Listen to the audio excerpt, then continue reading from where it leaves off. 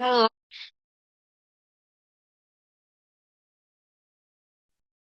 kita tanyain kepada pasien, nah, pertama kita sebelum pas dia datang nih pasti dia, Mbak ada obat gatal-gatal. Nah, itu kita harus tanya lebih lanjut atau kita harus assessment lebih lanjut. Apa aja sih yang kita harus tanya lagi tentang keluhan dia itu? Nah, kita tanyanya kapan timbulnya, Pak? Kapan ini dirasanya kapan? Udah lamanya udah berapa lama? Terus gejala penyerta selain gatal-gatal apa? Mungkin ada panas di daerah gatalnya atau luka di daerah gatelnya. Terus itu apa Pak yang udah dilakukan untuk mengurangi rasa gatelnya? Itu juga harus ditanya. Kemudian saat kita sudah tahu nih keadaannya, oh keluhannya seperti ini, kita akan berniat memberikan misalnya obatnya A gitu. Atau obatnya CTM gitu ya. Nah, kita juga harus tanya dulu kondisi khusus dari pasiennya. Misalnya, Bapak ada riwayat riwayat ginjal nggak? Atau Bapak lagi konsumsi obat lain nggak? Nah gitu. Nah apa aja sih yang masuk di dalam kondisi khusus yang harus kita tanyakan? Itu ada misalnya keadaan pasien itu dia anak kecil atau pediatri, kemudian geriatri.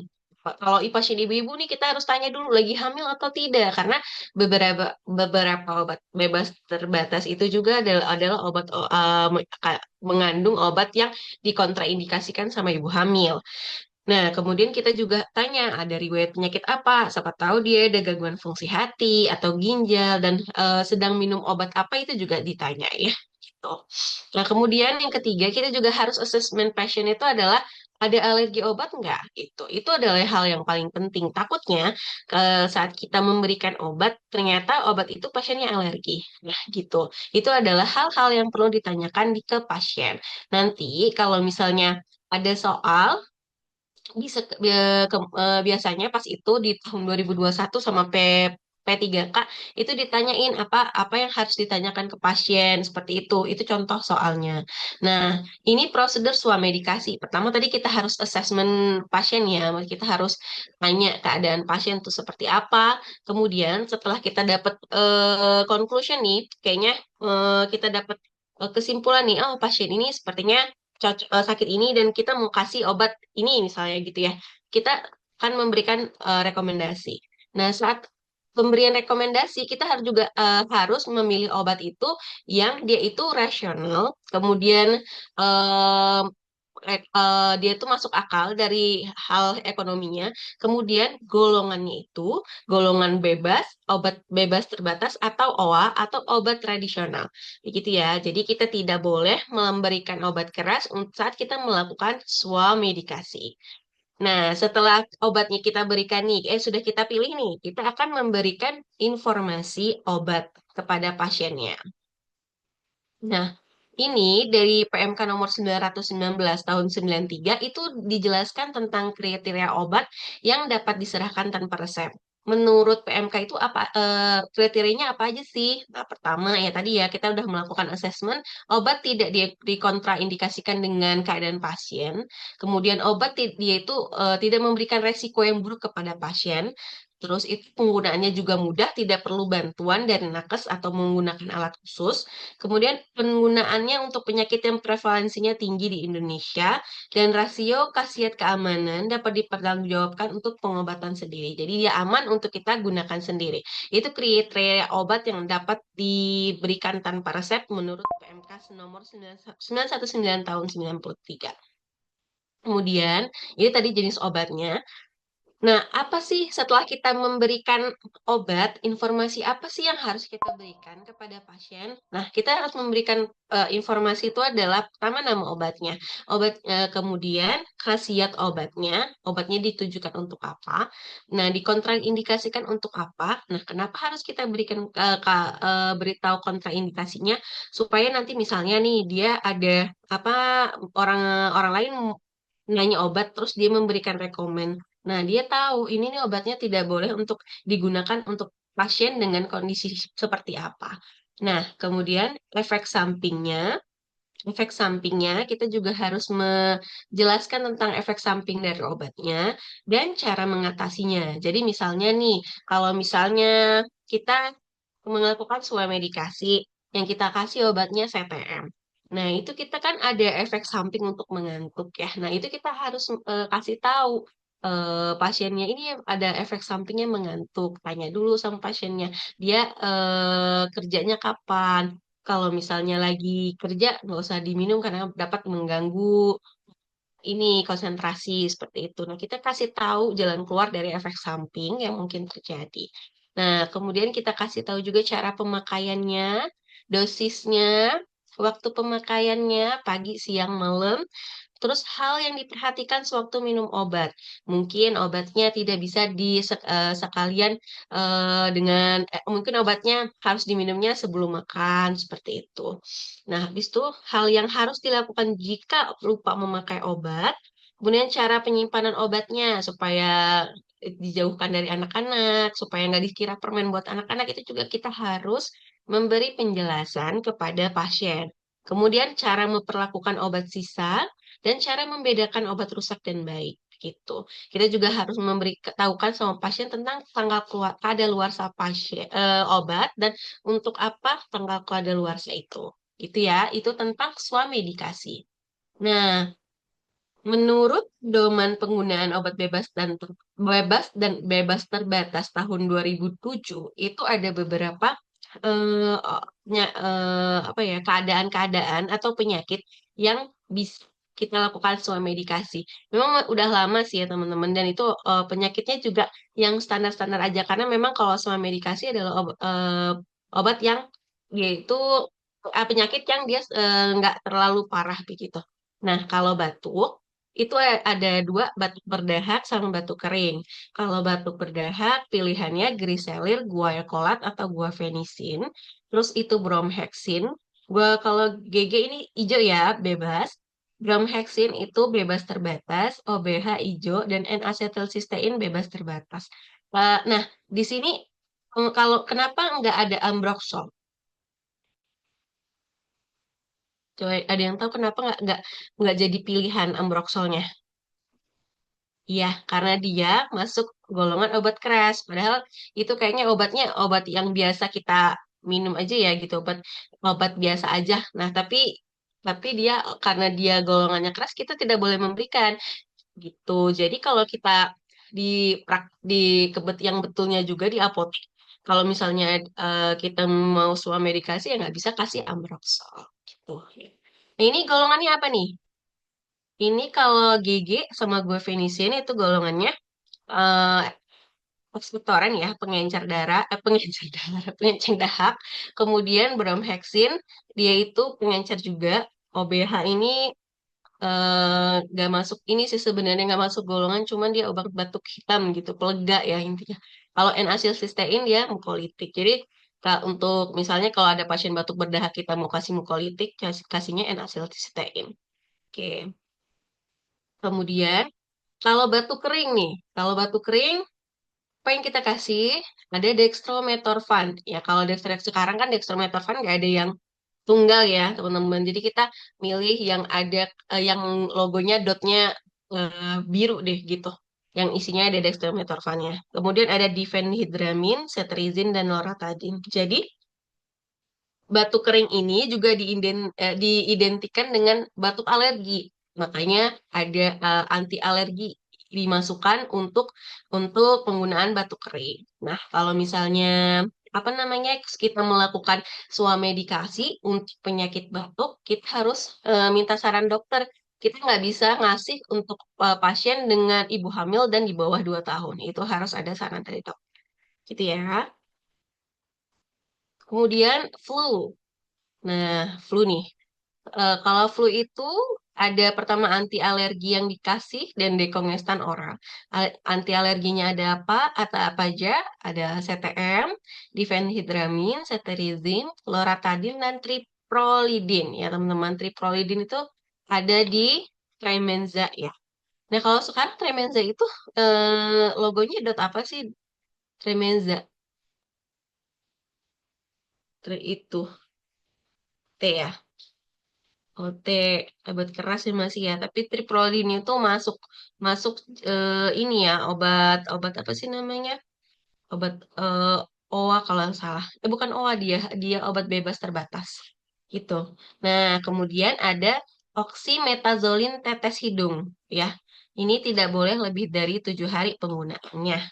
Nah, kemudian kalau kita pilih dekongestan oral itu yang isinya fenilpropanolamin, phenylephrine, dan pseudoephedrine. Dan biasanya ini dia nggak berdiri sendiri kecuali Rinos ya, Rino Rinos Rinos Neodrop itu pseudoephedrine ya isinya.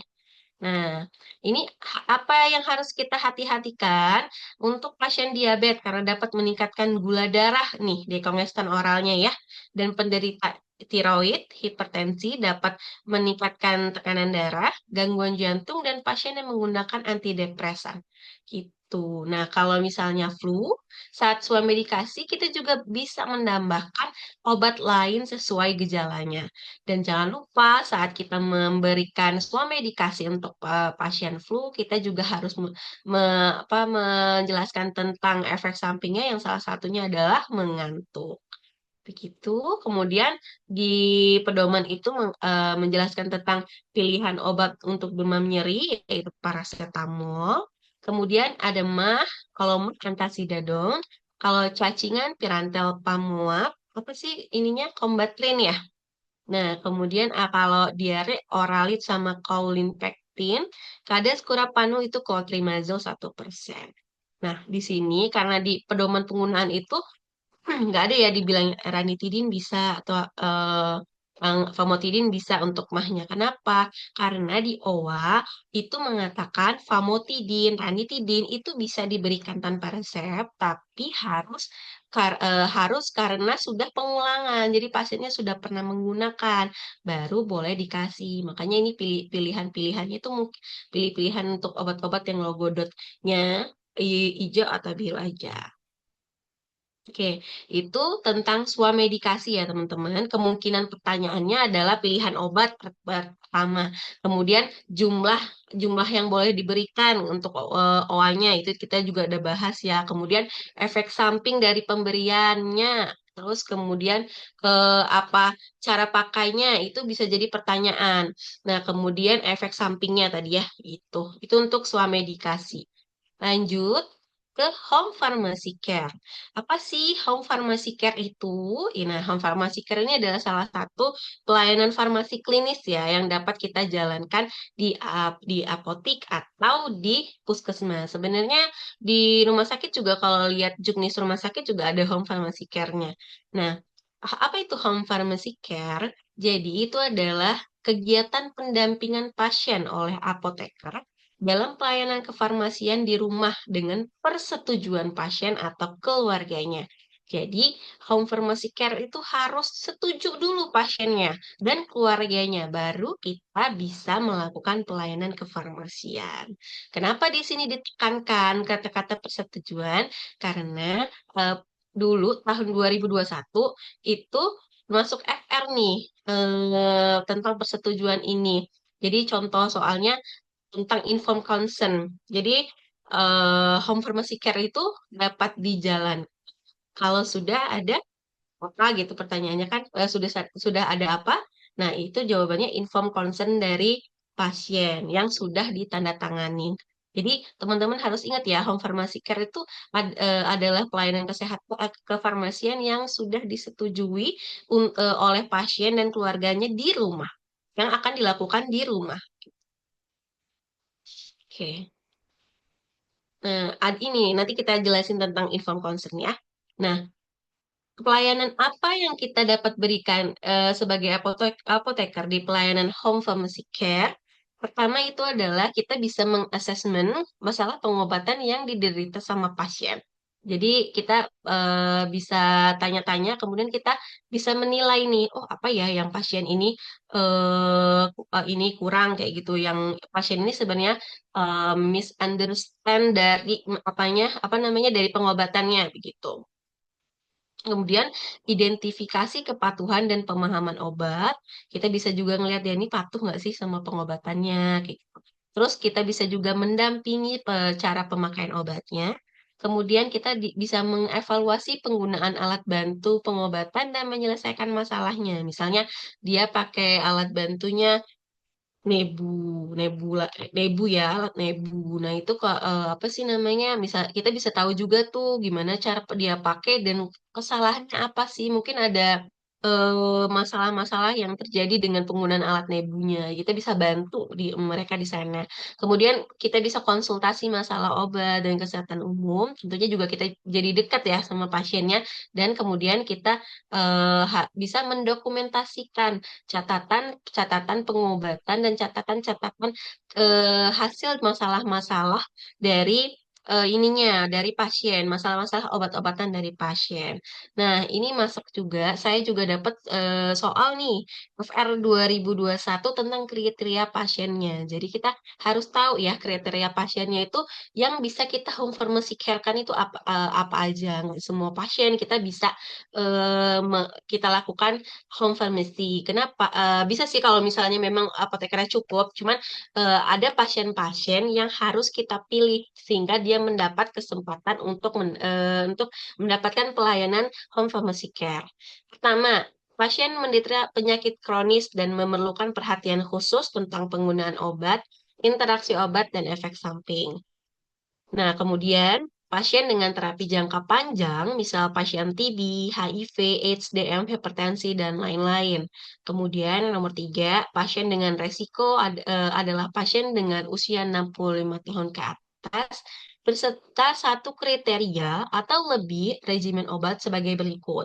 Nah, pasien minum obat 6 macam atau lebih setiap hari, pasien minum obat 12 dosis atau lebih setiap hari, pasien minum salah satu dari 20 macam obat dalam tabel, tabel satu yang tidak sesuai dengan pasien geriatrik dan pasien dengan 6 macam diagnosa atau lebih. Nah, ini kan banyak banget ya teman-teman. Ini teman-teman bisa cara ngingetnya yang kata-kata yang penting aja gitu ya. Kronis itu panjang dengan resiko 6 macam 12 dosis, satu bukan untuk orang tua dan 6 penyakit. Jadi teman-teman ingat ini kata-kata ini aja ya. Kronis ini hanya untuk pasien kronis ya. Kemudian itu yang panjang, panjang itu dengan pasien dengan pengobatan yang panjang dengan resiko. Resiko berarti lansia di atas 65 tahun dengan pilihan pilihan pilihan penyakit 6 macam penggunaan obat, kemudian 12 dosis eh, penggunaan 12 dosis atau saat menggunakan satu obat yang tidak boleh untuk orang tua dan eh, pasien dengan 6 macam diagnosa gitu. Jadi teman-teman ingatnya yang kata-kata pentingnya aja ya. Ini untuk kriteria pasiennya itu harus terpenuhi semua atau salah satu saja cukup. Salah satu aja udah cukup ya. Nggak harus terpenuhi semua tuh. Oke. Nah, ini yang tadi kan ada tuh pasien minum salah satu dari 20 macam obat dalam tabel satu yang tidak sesuai untuk pasien geriatri. Oke, ini ya, 20 macam obat yang tidak untuk pasien geriatri. Ini sebenarnya ini saya tandain ya, yang dia itu kita mungkin akan sering kita dengar, itu pertama ada diazepam, itu tidak untuk pasien geriatri, terus amitriptyline sama chlordia diazepoxid, atau yang isinya kayak Braxidin gitu. Oke, lanjut. Jadi kalau misalnya ada pasien mengkonsumsi salah satu obat ini, dia merupakan kriteria yang pas untuk kita lakukan home pharmacy care. Apa aja tahapan pelaksanaannya? Nah, pertama kita harus ini ya,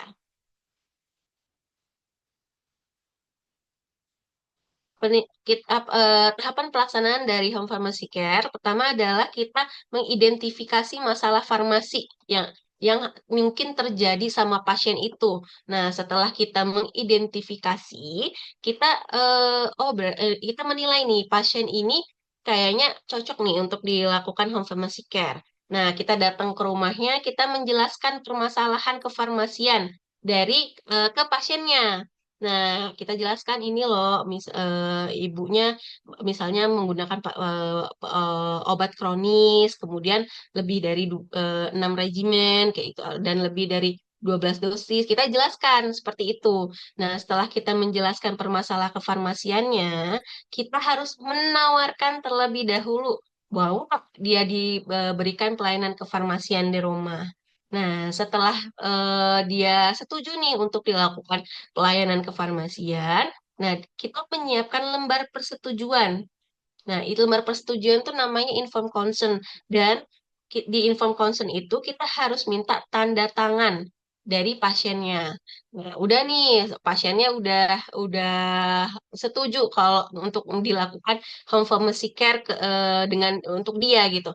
Nah, setelah itu kita lihat dulu keadaannya lagi. Kira-kira perlu nggak ya kita kolaborasi dengan nakes lain gitu. Misalnya pasiennya kelihatannya perlu nih didatengin dokter juga atau kayaknya perlu nih didatengin perawat yang memang dia tuh dari program lanjut usia atau dari program PTM penyakit tidak menular untuk memberikan edukasi seperti itu.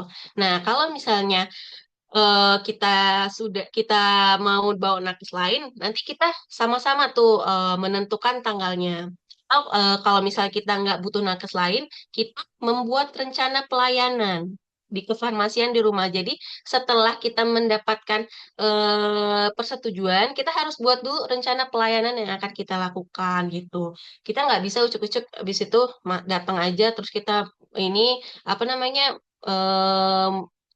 melakukan kepelayanan ya sesuka kita aja nggak bisa, tapi kita harus buat dulu rencana pelayanan kefarmasian yang akan kita lakukan gitu. Kemudian kita cocokkan juga dengan pasiennya dan keluarganya, termasuk tanggalnya. Kita cocokkan, nanti udah dapat tanggalnya, kita melakukan pelayanan sesuai jadwal. Kemudian kita harus yang setelah kita melakukan pelayanan, kita harus mendokumentasikannya semua tindakan profesi dan catatan penggunaan obat yang dipakai sama pasiennya. Itu adalah tahapan dari home pharmacy care. Oke, apa aja sih isi dokumentasi itu? Pertama, prosedur tetap pelayanan. Ini yang tadi rencana pelayanan kefarmasian itu. Kemudian catatan penggunaan obat pasien, itu isinya riwayat pengobatan pasien. Inform consent atau lembar persetujuan dan kartu kunjungan. Jadi kita buat ada kartu kunjungannya untuk home pharmacy care, gitu. Oke. Itu tahapan pelaksanaannya ya. Nah, setelah kita melakukan pharmacy care, kita itu harus juga melakukan monitoring terhadap pelayanan kefarmasian kita lakukan. Dan kita juga harus mengevaluasi apakah pelayanan yang kita berikan itu sudah menggambarkan atau membantu pasien untuk mengerti tentang pengobatannya. Apa aja sih yang harus kita monitoring dan evaluasi? Itu di akhir pelayanan home care, kita harus menilai respon pasien. Maksudnya apa? Ngerti nggak sih pasien ini sama yang kita sudah jelaskan? Mengerti nggak sih pasien ini tentang rencana pelayanan kefarmasian yang kita sudah jabarkan seperti itu. Kemudian kita bisa, kalau misalnya nanti ini dinilai, oh sudah mengerti dan dia itu sudah bisa mengikuti apa yang kita jelaskan, nanti kita bisa membuat keputusan untuk penghentian pelayanannya. Nah, kalau evaluasinya apa aja? Kita bisa mengevaluasi kualitas proses dan hasil. Kita bisa mengevaluasi proses kita merencanakan dan hasil yang didapat gitu. Dan kita juga bisa mengecek tentang kelengkapan pengkajian awal kita gitu. Kalau misalnya nih nanti hasilnya proses sama hasilnya nggak sama, mungkin ada pengkajian awal yang kita tuh kurang sehingga hasilnya tidak cocok gitu, tidak memberikan arti signifikan kepada pasiennya. Nah, kemudian itu kita kesesuaian perencanaan dan ketetapan dalam melakukan pelayanan dan menilai efektivitas dan efisiensi pelayanan. Dari situ kita bisa tahu sebenarnya efektif nggak sih kita melakukan pelayanan ke rumah ini, efisien nggak kita melakukan pelayanan ke rumah. Maksud efisien itu juga masuk dalam nilai cost ya teman-teman. Efisien nggak dia? Apa dengan melakukan home pharmacy care ini malah menambah cost dari perawatan pasien seperti itu. Nah, itu bisa jadi monitoring dan evaluasi dari home pharmacy care yang kita lakukan. Nah, setelah kita memberikan pelayanan home pharmacy care care, kita sudah bisa dapat data untuk monitoring dan evaluasi. Kapan sih pelayanan home pharmacy care itu bisa kita hentikan? Nah, ini masuk ya FR juga nih tahun 2021. Saya juga dapat soal ini. Kapan sih penghentian pelayanan itu dapat kita lakukan? Pertama, hasilnya sudah sesuai tujuan. Kita ini pasiennya sudah mengerti dan rencana kefarmasian kita sudah berjalan dengan baik. Itu kita boleh memberhentikan home pharmacy care-nya. Kemudian pasiennya sudah stabil. Nah, kalau pasiennya sudah stabil, sudah sehat, kita boleh memberhentikan pelayanan kefarmasian di rumah. Kemudian keluarganya mampu melakukan pelayanan sendiri di rumah, sudah mengerti dia cara pakai alat bantu obatnya. Nah, itu boleh kita berhentikan ke pelayanannya. Terus atau pasiennya dirawat kembali di rumah sakit, itu tentu kita berhentikan. Kemudian pasien menolak. Mungkin pasiennya merasa malah gak nyaman dengan melakukan pelayanan kefarmasian di rumah, jadi pasien yang menolak itu juga kita berhentikan. Pasien pindah ke lokasi lain, dan terakhir pasien yang meninggal dunia. Kalau meninggal dunia tentu kita berhentikan ya. Oke, itu tentang home pharmacy care. Udah kegambar ya teman-teman, apa aja yang harus dilakukan, kriteria, tata laksana, dan apa aja kriteria untuk perhentiannya. Oke, lanjut. Pelayanan paliatif. Jadi tadi udah kita bahas nih farmasi khusus, ada swamedikasi yang pemberian obat sendiri, kemudian ada home pharmacy care, pelayanan kefarmasian di rumah. Nah, selanjutnya pelayanan paliatif. Apa sih pelayanan paliatif itu? Nah, pelayanan paliatif itu dia itu pelayanan kecepatan ya. Oke, oke, oke.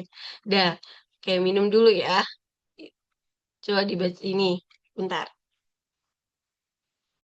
Apa sih pelayanan paliatif itu? Pelayanan paliatif itu adalah kegiatan multidisiplin. Multidisiplin itu apa? Berarti farmasi, apoteker itu nggak berdiri sendiri, tapi dia itu banyak ininya, tenaga kesehatan di dalam situ. Ada dokter, ada perawat, ada nakes lain, ada bidan bisa jadi, ada juga apoteker. Nah, itu multidisiplin. Nah, tujuannya paliatif itu, dia itu memperbaiki kualitas hidup pasien dan keluarga. Jadi nggak hanya pasiennya nih yang dapat pelayanan, keluarganya juga dalam menghadapi masalah karena penyakit yang mengancam jiwa dan membantu mengurangi penderitaan pasien. Nah, apa sih maksudnya penyakit yang mengancam jiwa dan mengurangi penderitaan pasien? Maksudnya adalah penyakit yang terakhirnya itu kita udah tahu loh, ini pasiennya bakal bakal meninggal seperti itu gitu. Nah, pasiennya itu umurnya nggak lama lagi gitu. Jadi pelayanannya itu diberikan untuk pasien-pasien yang mendekati masa final atau masa mau meninggal begitu, supaya eh, jalan dia menuju meninggal itu tidak dirasa sakit, keluarganya juga nanti siap untuk ditinggal seperti itu. Penyakit apa aja sih itu yang masuk ke kriteria seperti itu? Nah, salah satu contohnya adalah pasien cancer seperti itu, teman-teman.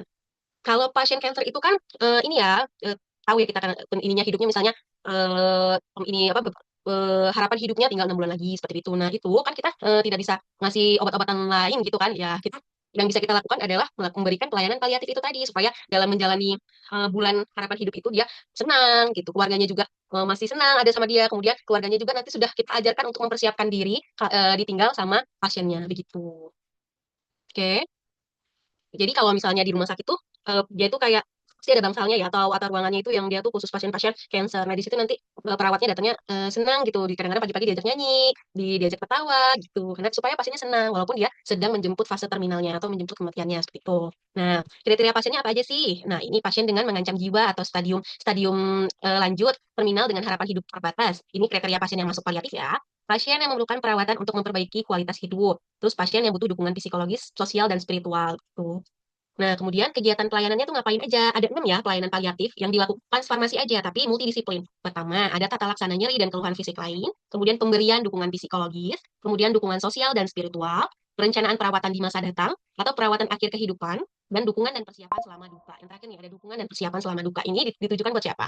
Itu buat keluarganya. Jadi keluarganya harus harus apa namanya? Berbesar hati atau harus sabar saat dia pergi gitu. Nah, di mana sih farmasi bisa masuk? Farmasi bisa masuk di sini nih, tata laksana nyeri dan keluhan fisik lain. Ngapain sih farmasi? Farmasi bisa menyiapkan obat-obat nyeri itu. Kenapa yang dimasukin tata laksana nyeri? Karena pasien-pasien yang mau fase terminal itu atau pasien-pasien kanker juga itu mengeluhkan rasa nyeri yang sakit banget. Makanya itu masuk di kegiatan paliatif itu gitu.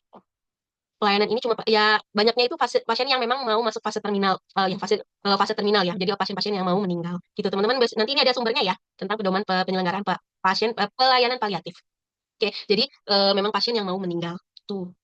Lanjut. Nah, ini kan kita kerjanya bisa bekerja atau memberikan sumbangsi di tata laksana nyerinya. Nah, tata laksana nyerinya untuk pasien paliatif itu ya tentu ada farmakologi dan farmakologi. Nah, kalau non farmakologi biasanya dia itu dibantu dengan fisioterapi atau dibantu dengan pijit-pijit lain, dengan terapi lain seperti itu. Nah, kalau farmakologinya nih, dia apa aja sih sebenarnya? Tata laksananya sama aja dengan tata laksana nyeri. Cuma pilihannya kalau kalau emang pilihannya biasanya langsung ke opioid atau golongan kodeinan ya tuh. Nah ini sedikit aja nih. Jadi kalau nyeri itu kan ada neuropatik sama nociceptif ya. Nociceptif itu ada di visceral sama somatik. Nah ini aja apa nyeri golongan nyeri aja ada nociceptif sama neuropatik. Nah obat-obatannya apa aja ada non opioid dan opioid.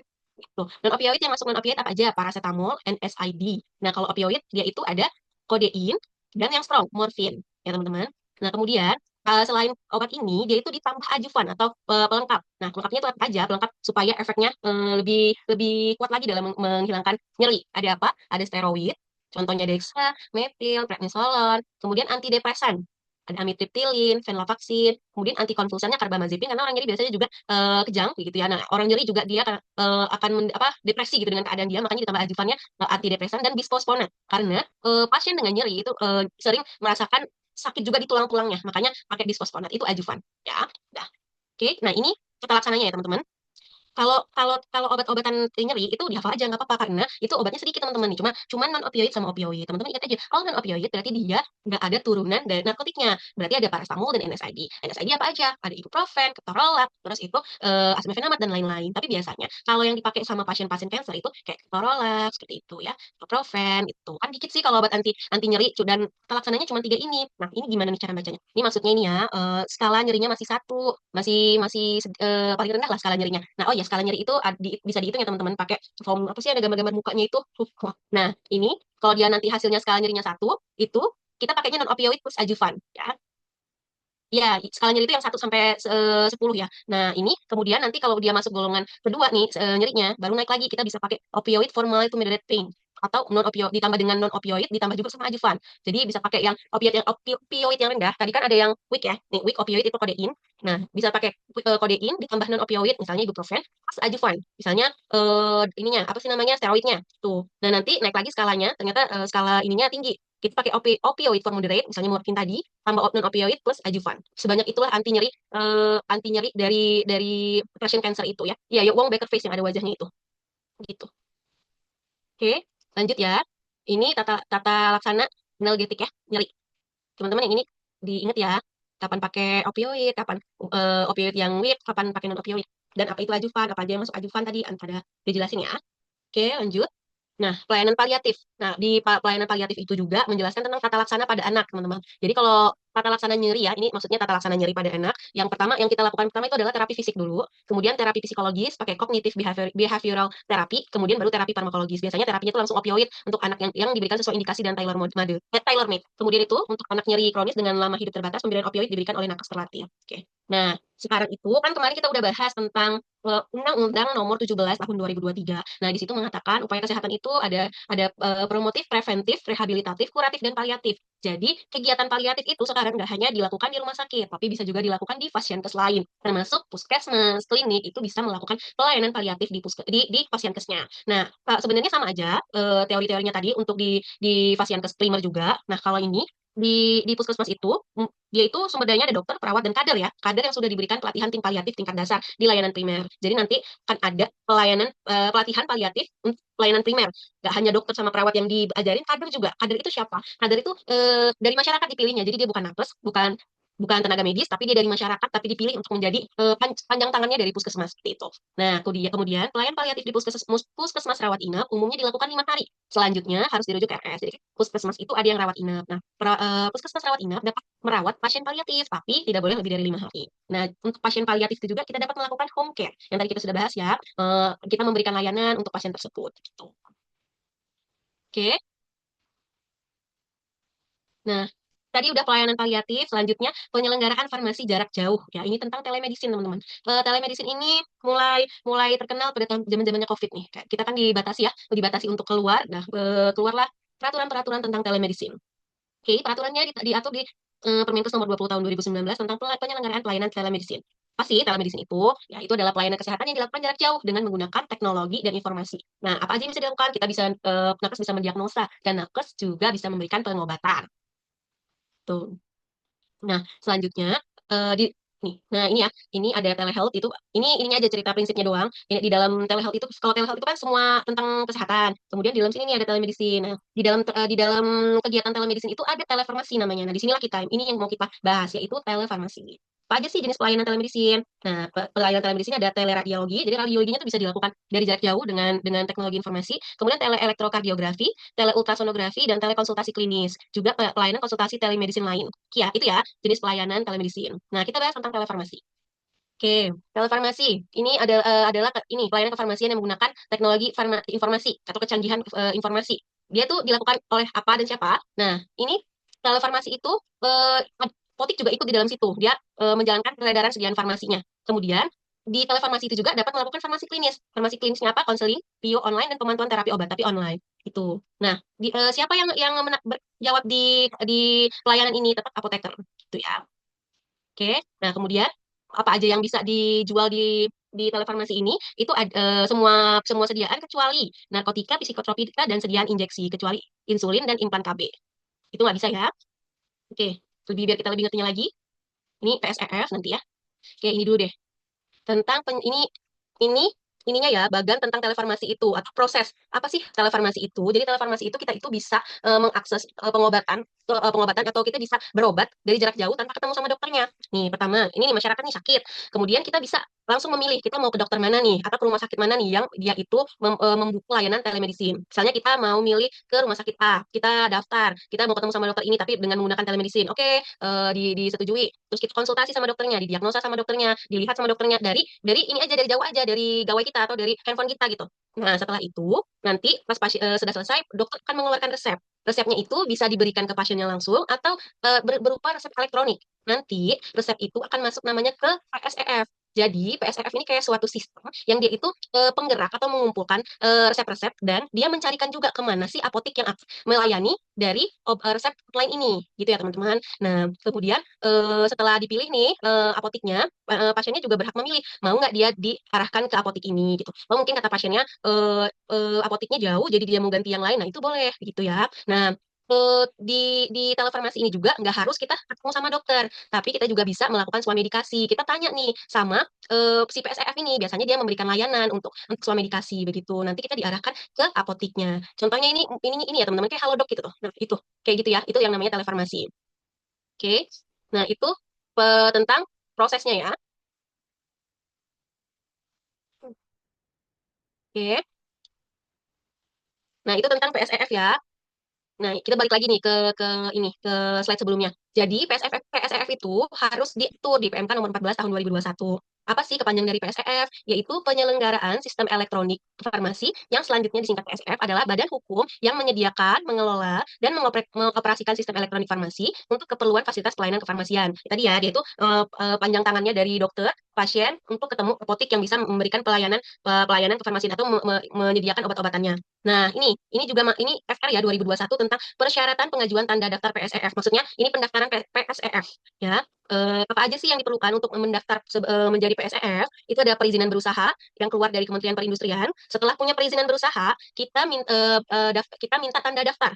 Nih, tanda daftar PSE dari Kementerian Komunikasi dan Informatika. Setelah ada tanda daftar, kita harus masukin. Jadi di PSEF itu ada apotekernya ya, karena dia bertanggung jawab untuk sistem elektronik farmasi. Jadi masukin data apoteker penanggung jawab, KTP, STRK, dan pembayaran penerimaan negara bukan pajak. Ini untuk pembayaran ininya aja administrasinya. Nah, setelah masukin seperti itu, nanti tanda daftar PSEF-nya paling lama 14 hari akan keluar. Kemudian dari durasi pemenuhan persyaratannya, nanti keluar persyaratan apa yang harus dipenuhi. Kayak misalnya kita ingin apotik, nanti akan keluar izinnya. Nah, tanda daftar PSEF itu berlaku sampai 5 tahun, gitu ya. Ini persyaratan pengajuan tanda daftar PSEF. Maksudnya itu pendaftaran PSEF. Hmm. Oke.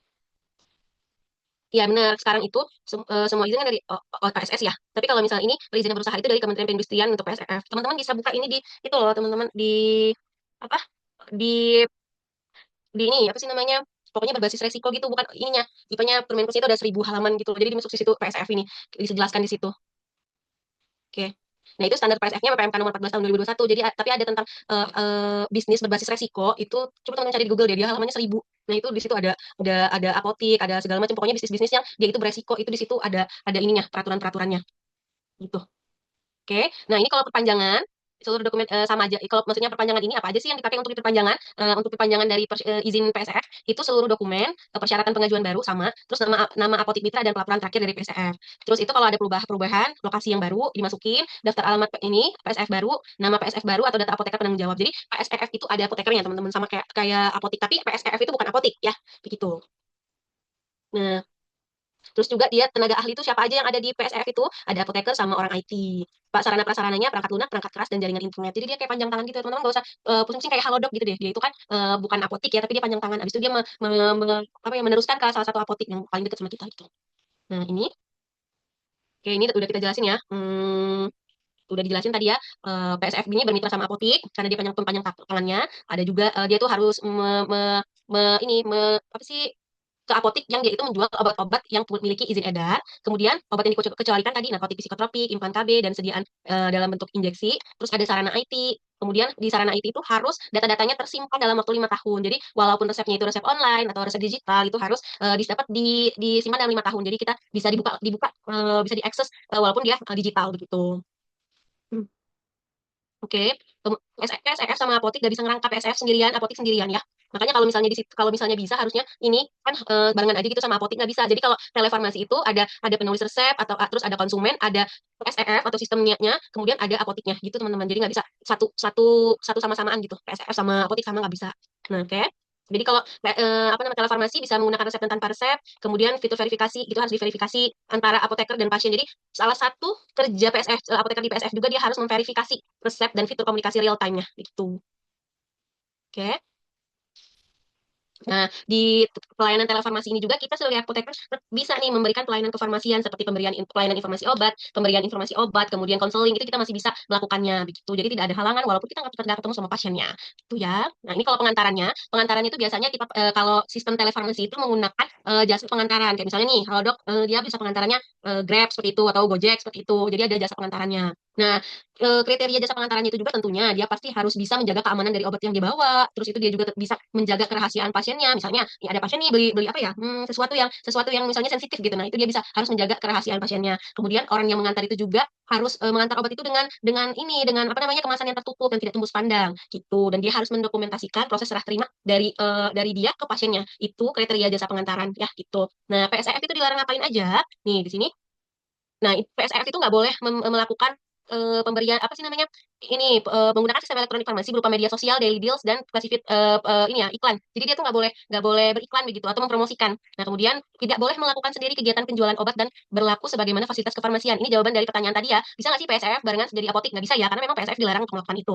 Kemudian bermitra dengan fasilitas pelayanan selain fasilitas pelayanan kefarmasian. Misal PSF-nya itu mau kerjasamanya itu sama sama ini sama PBF gitu, nah itu nggak boleh gitu. Nah kemudian menginformasikan sediaan farmasi tertentu sesuai ketentuan perundang-undangan. Jadi dia PSF itu nggak boleh memberikan informasi obat gitu. Misalnya nih obat ini apa aja yang keras ya misalnya untuk mengatasi misalnya batuk seperti itu, nah gitu nggak boleh iklan intinya. Dia hanya sistem, hanya sistem full gitu.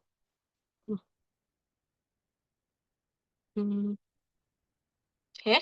Nah, telefarmasi ini siapa yang melakukan pengawasan? Telefarmasi ini tetap dilakukan pengawasan oleh Kemenkes, banyak ya yang melakukan pengawasannya. Kemenperin, Kominfo, dan BPOM juga melakukan pengawasan. Jadi walaupun dia tuh sepertinya tidak terlihat kegiatannya, tapi yang mengawasi sangat banyak gitu.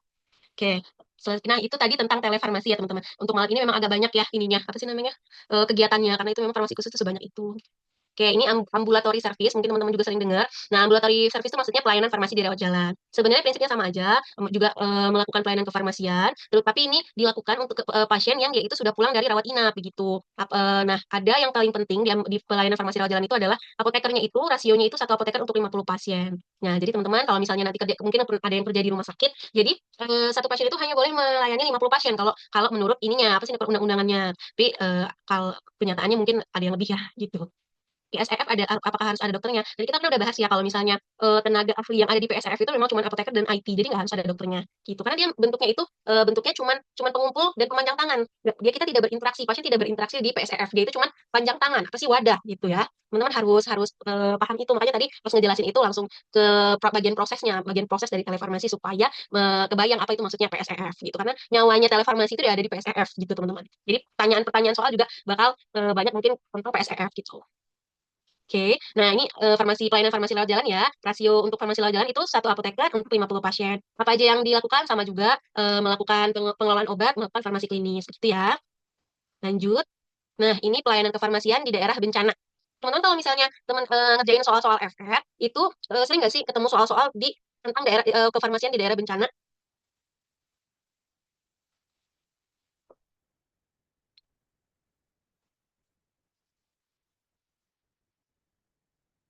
Oke, sering nggak ini apa sih namanya? Ketemu soal-soal tentang di daerah bencana.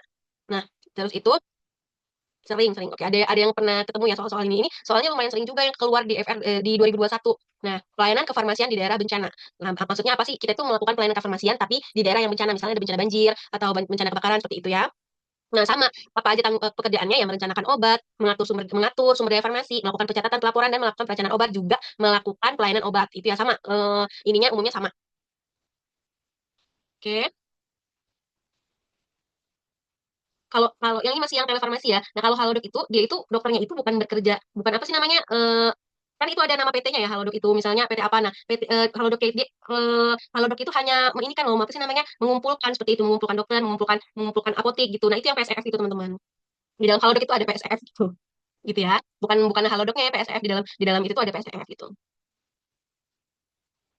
Ya untuk apoteker yang di PSF itu nggak ada khusus sih PS ya biasa aja teman-teman kalau buka job street kan sering tuh ketemu untuk yang jadi PSF apoteker untuk jadi PSF tuh jembatan ya oke nah ini ya tentang nah obat apa aja sih kita balik lagi ya ke farmasi daerah bencana nah obat apa aja sih yang ada di pelayanan kefarmasian di daerah bencana itu lebih ke obat-obatan penyelamat jiwa ya teman-teman jadi nggak semua obat-obat ada di daerah dibawa ke daerah bencana tapi kebanyakan hanya obat-obat penyelamat jiwa. Kemudian pertimbangan kebutuhan obat saat bencana ya, yang dipakai untuk pertimbangan obat-obat apa aja sih di saat bencana itu jenis penyakitnya ya yang ada di pengungsian. Tuh. Nah, ini mobilisasi atau pergerakan dari mobilisasi obat dan perbekalan kesehatan saat bencana ya. Obat untuk bencana itu diterima dikumpulkan oleh pemerintah daerah melalui gudang farmasi. Jadi kalau ada bencana nih, gudang farmasi mengumpulkan dan menerima obat-obatan dari daerah setempat. Kemudian dia menunggu permintaan obat dari RS-RS yang melayani pelayanan pefarmasian bencana. Kemudian plus lampiran jumlah korban pengungsi yang dilayani dan pola penyakit yang terjadi. Setelah permintaan itu jadi, lampiran jumlah juga jadi. Nah, baru nanti obat-obatan itu didistribusikan ke RS-RS gitu ya, RS lapangan dan segala macamnya. Nah, jika jumlah obat di lokasi bencana tidak mencukupi, dapat diambil dari buffer stok nasional melalui Direktorat Jenderal Bina Farmasi dan Alat Kesehatan. Jadi di Kemenkes itu ada sedia buffer stok nasional teman-teman. Jadi kalau misalnya misalnya obat di daerah bencana itu kurang, kita bisa minta ke Kemenkes begitu. Oke.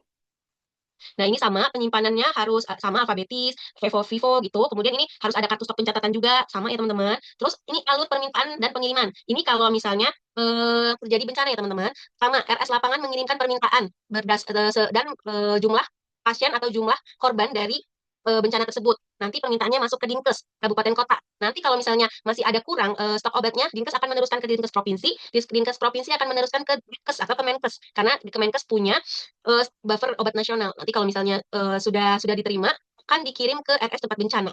Dan prinsip pengiriman obat itu harus one day service. Jadi nggak boleh lebih dari 24 jam. Walaupun kita mintanya ke Kemenkes, tetap harus dalam 24 jam. Gitu ya.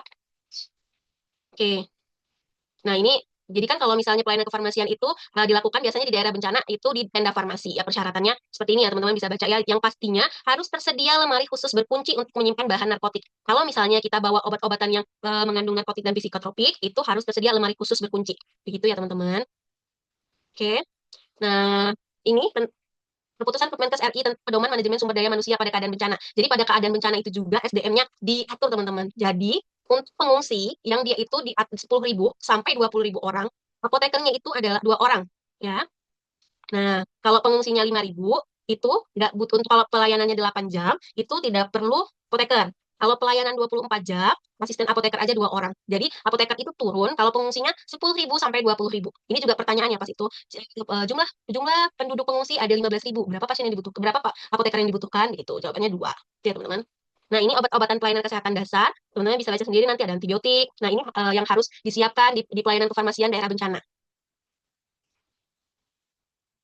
Nah, yang paling penting itu adalah gimana sih cara perencanaan kebutuhan obat untuk saat bencana. Nah, kebutuhan obat untuk saat bencana itu kita menggunakan rapid health assessment. Rapid health assessment ini nanti yang dikirim ke Dinkes untuk mendapatkan menggambarkan ketersediaan obat atau BMHP. Itu ya, teman-teman. Nah, di situ itu ada ditanya nanti apa jenis bencananya apa, luas bencana dan jumlah korbannya berapa, sehingga kita bisa memperkirakan stok obat yang akan terpakai. Itu ya. Jadi untuk perencanaannya kita kirim rapid health assessment yang isinya ada ini. Gitu ya. Jenis bencana, luasnya luas bencana ya, bukan luas daerah bencana, kemudian jumlah korban. Nah, sehingga kita dapat memperkirakan stok obat yang terpakai. Nah, ini tadi stok gudang dulu yang dipakai. Kalau habis, kita itu bisa minta ke stok provinsi. Kalau stok provinsi juga udah dikasih tapi nggak ini, baru kita minta ke stok buffer. Atau kita bisa langsung juga minta ke stok buffer juga bisa. Oke.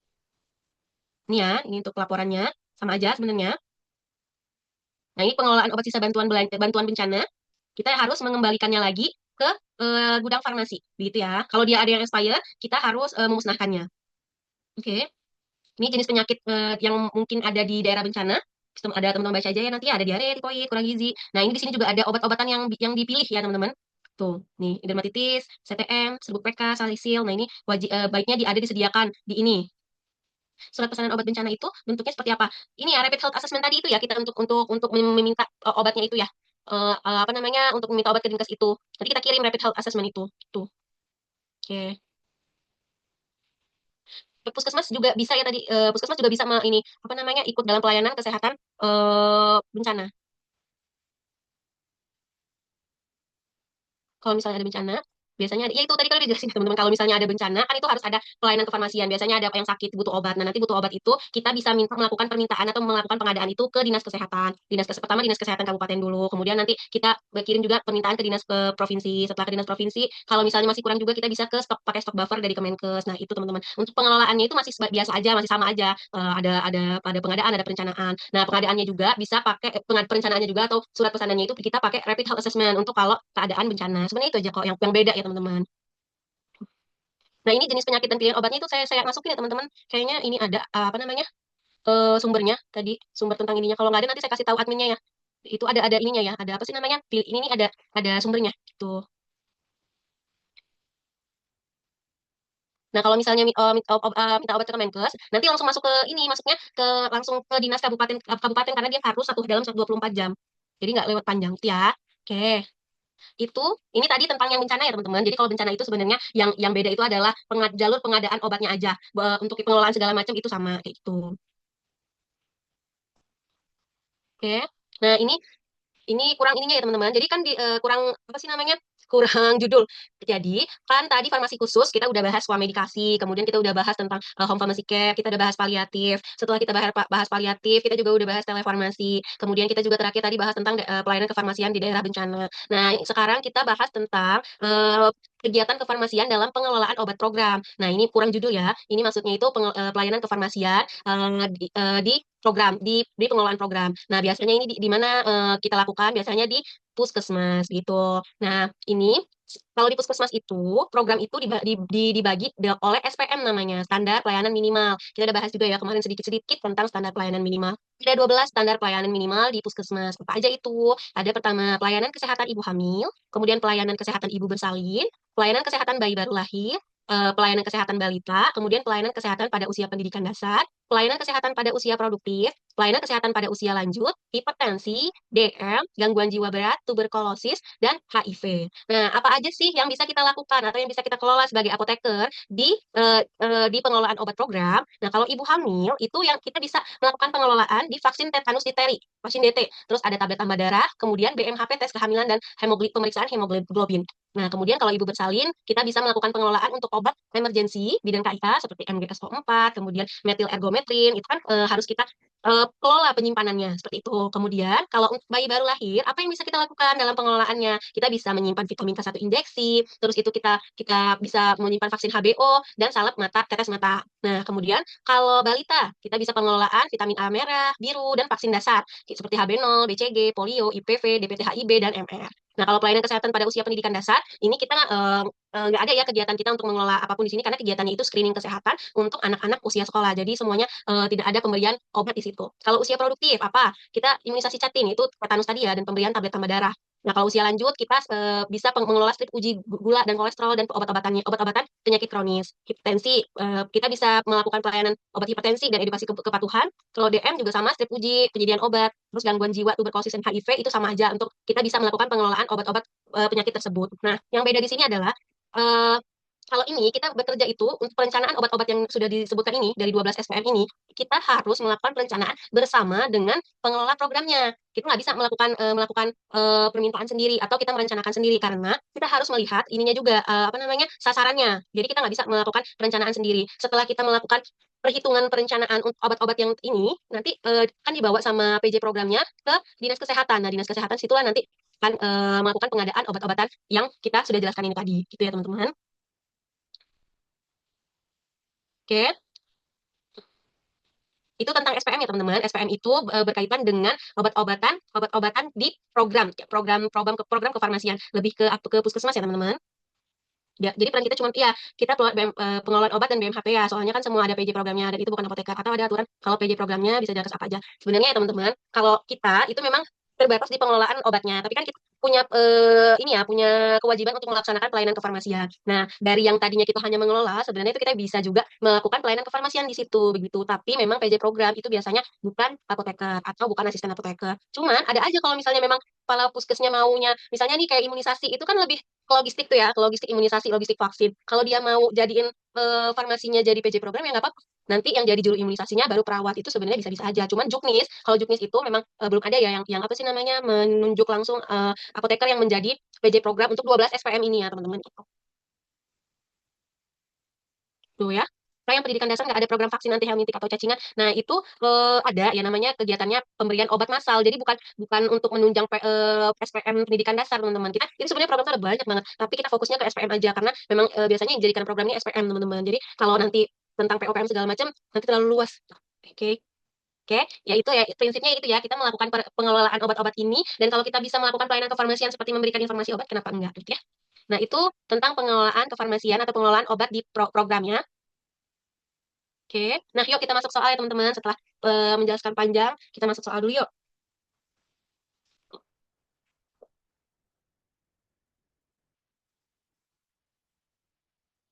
Oke, Dek. Nih kita tanya ini ya. Siapakah verifikator dari barang yang dikirim langsung ke kabupaten? Maksud barang ini adalah barang ini ya, barang barang bantuan ya, obat barang bantuan obat ya. Jadi A. Kementerian Kesehatan, B. BPBD, C. BPBN, D. BPBD Kabupaten atau Kota dan Dinas Kesehatan Kabupaten Kota atau BNPB. Jawabannya D ya tadi. Nih, ini ya teman-teman. Nah, ini verifikasi ini juga ada FR-nya ya 2021 ya teman-teman. Ini untuk baca ini kita baca dari sininya. Bila obat dan perbekalan kesehatan donasi langsung dikirim ke kabupaten, berarti yang melakukan verifikasi adalah Dinas Kesehatan Kabupaten Kota dan BPBD Kabupaten. Oke. Ini juga kayaknya ada saya ini nanti saya kirimin itunya ya apa sih namanya sumbernya ya sumbernya ada kok. Kemudian, kalau misalnya bila obat perbekalan kesehatan donasi langsung dikirim ke provinsi, yang melakukan verifikasi adalah Dinkes provinsi dan berkoordinasi dengan BPBD provinsi. Nah, kalau misalnya diterima di tingkat nasional, kementerian, sama BNPB, ya, teman-teman harus bedain BPBD, BPBD, BNPB. Dan kemudian, bila obat dan perbekalan kesehatan donasi diterima oleh BPBD provinsi, jadi ngirimnya dikirim ke BPBD, maka BPBD provinsi atau BNPB memberikan informasi aja nih bantuan ke Dinas Kesehatan provinsi. Seperti itu ya teman-teman. Itu untuk verifikasi. Nah, verifikasi ini masuk FR ya teman-teman. Jadi harus dimengerti ya. Oke. Oke, lanjut soal kedua.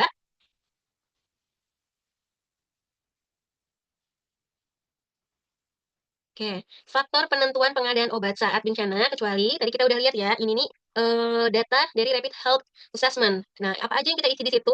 Jenis bencananya, luas bencananya, jumlah korban dan stok yang dimiliki. Ini untuk menggambarkan berapa jumlah stok yang akan diberikan sama Dinas Kesehatan. Nah, kalau luas daerah bencana itu enggak ya. Maksud luas daerah bencana itu luasnya gitu. Misalnya yang kena bencana Kabupaten apa Sulolangun misalnya kan. Nah, itu luas daerahnya itu berapa begitu. Kalau luas bencananya itu luas kerusakan yang disebabkan oleh bencana tersebut begitu ya. Kalau luas bencana itu luas yang tadi saya jelasin ya, luas efek dari bencana tersebut. Kalau luas daerah bencana, luas daerah yang terkena bencana itu gitu ya. Oke. Nomor tiga.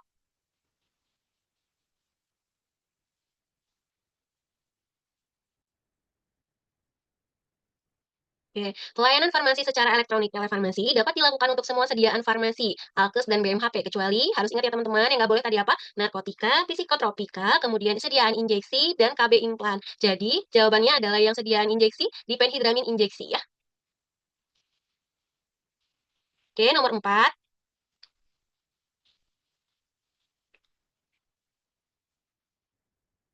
Ini tadi juga udah ya, yang termasuk pelayanan telemedicine di fasilitas pelayanan kesehatan kecuali kalau teleradiologi itu dapat ya kita lakukan sebagai telemedicine. Kalau elektrokardiologi juga bisa, USG juga bisa, telekomunikasi ini adalah caranya, cara kita untuk menjalankan telemedicine. Jadi enggak ya. Kemudian telekonsultasi itu adalah yang kita lakukan di telemedicine. Jadi ini jawabannya adalah telekomunikasi ya. Ya, jadi luas daerah bencana itu berapa kecamatan atau daerah yang kena dampak dari bencananya itu. Tapi kalau luas daerah berarti luas daerahnya, misal luas daerah Sulalangun, luas Provinsi Lampung atau luas kabupaten kota Bumi seperti itu ya teman-teman. Memang kalau soal SKB nanti tuh dia menjebak itu, jadi kita harus konsentrasi tinggi ya, walaupun malam tapi konsentrasi tinggi. Lanjut, nomor 5 ya.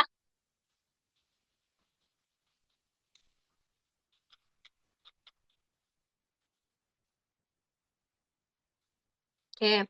Kita cari pertanyaannya dulu. Berikut ini yang merupakan syarat penerimaan obat hibah. Nah, jadi kan kalau misalnya bencana biasanya kita juga dapat obat hibah ya. Bisa dari bantuan dari luar, bisa juga dari misalnya dari industri farmasi. Nah, itu apa aja persyaratannya? Yang masuk di sini, yang salah yang mana? Expired date minimal 2 tahun. Itu tentu ya, kita nggak boleh menerima obat hibah yang dia itu expirednya di bawah 2 tahun. Kenapa? Karena orang yang melakukan hibah ini dia itu mau buang sampah ke tempat kita. Makanya dia melakukan hibah. Makanya persyaratannya adalah expired date minimal 2 tahun. Kemudian, obat atau alkes bersumber dari sumber resmi yang sudah punya izin edar, tentu ya, dari negara asal dan mempunyai sertifikat GMP. Kenapa harus ada sertifikat GMP? Karena itu dari luar negeri.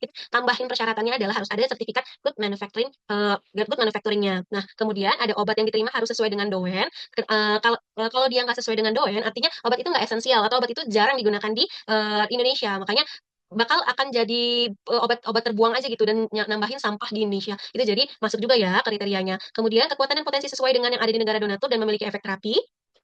Terus itu obat atau akas donasi harus berlabel Indonesia atau bahasa Inggris, jadi mudah dipahami. Nah, ini ya deh ya jawabannya ya. Kekuatan dan potensi sesuai dengan yang ada dari negara donatur dan memiliki efek terapi. Harusnya kekuatan dan potensi yang obat yang dikasih itu sama dengan negara kita, bukan negara donatur. Gitu ya. Keenam, kita lihat ini manakah di bawah ini yang dapat rumah sakit gunakan untuk memenuhi kebutuhan obat saat bencana? Jawabannya 4 dan 5 ya. B, 4 dan 5 sudah kita bahas tadi ya. Jadi obat-obat daerah bencana berasal dari Dinkes dan stok rumah sakit.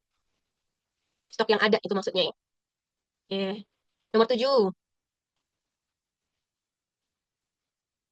Ini juga udah ya teman-teman. Nah, bapak-bapak mau beli N-acetylcysteine. Dia ini suami dikasih nih soalnya. Dia pernah pakai, mau beli lagi. Dia berkata kalau obatnya manjur untuk ngilangin batuk. Dapatkah obat itu diberikan? Jawabannya boleh karena dia udah masuk obat golongan bebas terbatas ya. Jadi jawabannya E ya. Oke, nomor 8. Ya udah ada jawabannya. Oke, langsung aja ya. Ini pasien mendapatkan obat kumur dari dokter THT yang masuk ke dalam golongan obat bebas terbatas. Bagaimanakah tanda peringatan yang tercantum di obat tersebut? Kalau obat kumur itu P02 ya, jangan lupa ya. Itu hanya untuk dikumur. Soal ke-9.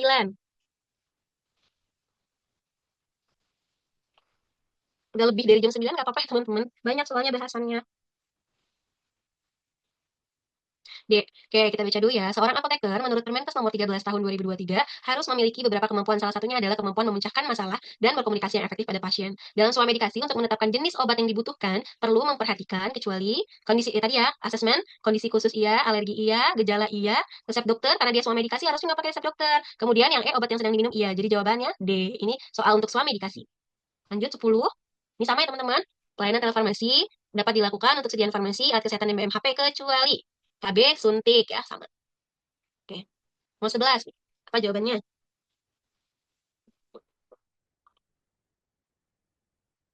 Oke, sebagai penanggung jawab logistik program imunisasi, Anda sebagai apoteker melakukan pencatatan di aplikasi.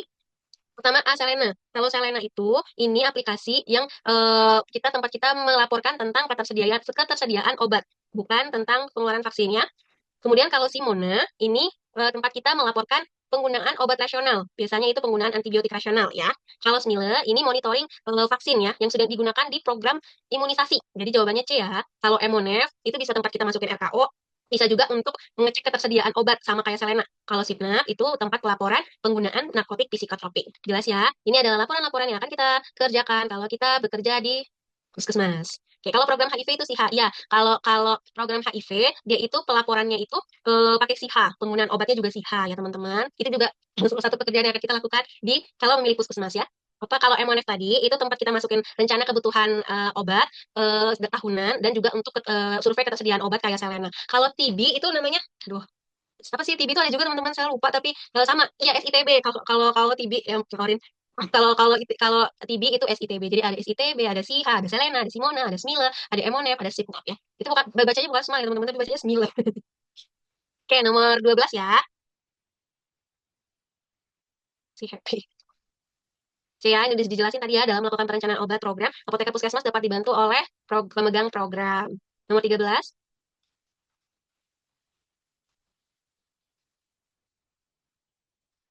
oke. Obat program yang didistribusikan dari dinas saat pemberian harus menyertakan berita acara serah terima dan SBBK. Kenapa nggak berita acara aja? Berita acaranya berita acara apa pertama ya? Dan dalam menerima menerima atau menyalurkan obat itu harus ada surat bukti barang keluar dari gudang itu. Makanya harus ada BA serah terima dan SBBK. Kalau faktur nggak lah ya, bukan PBF, surat pesanan apalagi tanda terima nggak mungkin juga. Oke, lanjut nomor 14. Puskesmas memiliki program-program yang menunjang standar pelayanan minimal puskesmas. Obat dan BMHP yang didapat dari dinas kepada pemegang program harus dikelola oleh farmasi yang disebut dengan sistem satu pintu ya teman-teman. Ini penjelasannya ada di petunjuk teknis rumah sakit juga. Jadi semuanya itu harus satu pintu lewat kefarmasian. Walaupun dia punyanya apa BMHP-nya punya program TB, nanti program TB yang lebih lebih banyak menggunakan atau seperti atau lain sebagainya, tetap harus dikumpulkan ke farmasi, stoknya dihitung sama farmasi, dikelola oleh farmasi. Yang itu namanya sistem satu pintu ya. Oke, yang terakhir.